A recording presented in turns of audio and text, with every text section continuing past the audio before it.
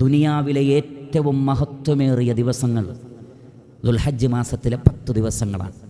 അഅളം എന്ന് പറഞ്ഞാൽ ഏറ്റവും മഹത്വമുള്ളത്, അള്ളാഹുവിങ്കൽ ഏറ്റവും പ്രാധാന്യമുള്ളത് ഈ 10 ദിവസങ്ങളാണ്. ഇത് ഹാജിമാർക്ക് മാത്രമല്ല, എല്ലാ മുസ്ലിമീങ്ങൾക്കുമുള്ളതാണ്. യൗമു അറഫയിൽ അല്ലാഹു സുബ്ഹാനഹു വ തആല അറഫയിൽ നിൽക്കുന്ന ആളുകൾക്ക് പുറത്തു കൊടുക്കുമെന്ന് സ്വഹീഹായ ഹദീസുകളിലുണ്ട്. എന്നാൽ അറഫയിൽ നിൽക്കാൻ സാധിക്കാതെ പോയ ആളുകൾക്കോ നബി സല്ലല്ലാഹു അലൈഹി വസല്ലമ പറഞ്ഞു, സിയാമു യൗമി അറഫ യുകഫിറു സനതൽ മാദിയത വൽ ബാഖിയ. യൗമു അറഫയുടെ ദിവസം നോമ്പ് നോൽക്കൂ. ഹാജിമാരല്ലാത്ത ആളുകൾ നോമ്പ് നോൽക്കൂ. 2 വർഷത്തെ പാപങ്ങൾ പൊറുക്കപ്പെടുന്നതാണ്.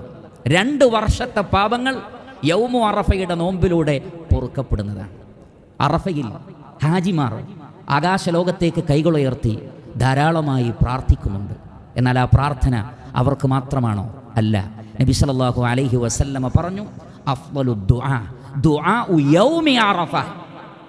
ദുആകളിൽ ഏറ്റവും ശ്രേഷ്ഠമായ ദുആ യൗമു അറഫയുടെ ദുആ ആണ്.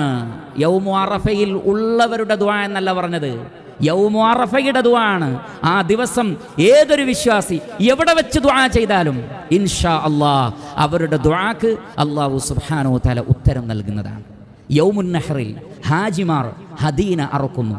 റസൂലുള്ളാഹി സ്വല്ലല്ലാഹു അലൈഹി വസല്ലമ ഹജ്ജിന് പോകാത്ത ആളുകൾക്ക് ഉളുഹിയത്തും വമ്പിച്ച സുന്നത്താക്കിയിരിക്കുന്നു. അവർക്ക് ഉളുഹിയത്തുണ്ട്, ഹാജിമാർക്ക് ഹദിയുണ്ടെങ്കിൽ. ഹാജിമാർ അവരോട് പറഞ്ഞു, വതസവ്വദു ഫഇന്ന ഖൈറ സാദി തഖ്വ. യാത്രയ്ക്ക് വേണ്ടി വിഭവങ്ങൾ ഒരുക്കിക്കോളൂ, അതിൽ ഏറ്റവും ഖൈറായത് തഖ്വയാണ്. ഒരുപാട് സൽക്കർമ്മങ്ങൾ ഹാജിമാരെ നിങ്ങൾക്ക് ചെയ്യാനുണ്ട്. പക്ഷേ അത് ഹാജിമാരിൽ ഒതുങ്ങുന്നുണ്ടോ? ഇല്ല. റസൂലുള്ളാഹി സ്വല്ലല്ലാഹു അലൈഹി വസല്ലമ പറഞ്ഞു, മാ മിൻ യൗമിൻ മാ മിൻ അയ്യാമിൻ അൽ അമലു സ്വാലിഹു ഫീഹാ അഹബ്ബു ഇലല്ലാഹ് മിൻ ഹാദിഹിൽ അയ്യാം.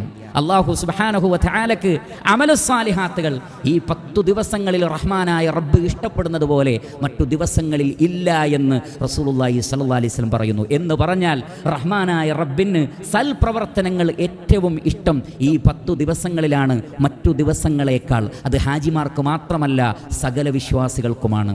അതുകൊണ്ട് പ്രിയപ്പെട്ട സഹോദരങ്ങളെ, റഹ്മാനായ റബ്ബ് നമുക്ക് കനിഞ്ഞരുളിയിട്ടുള്ള ദിവസങ്ങളെ, സന്ദർഭങ്ങളെ, സാഹചര്യങ്ങളെ, അവസരങ്ങളെ എല്ലാം കൃത്യമായി ഉപയോഗപ്പെടുത്തിക്കൊണ്ട് അള്ളാഹുവിലേക്ക് അടുക്കുവാൻ നാം ഓരോരുത്തരും ശ്രമിക്കുക.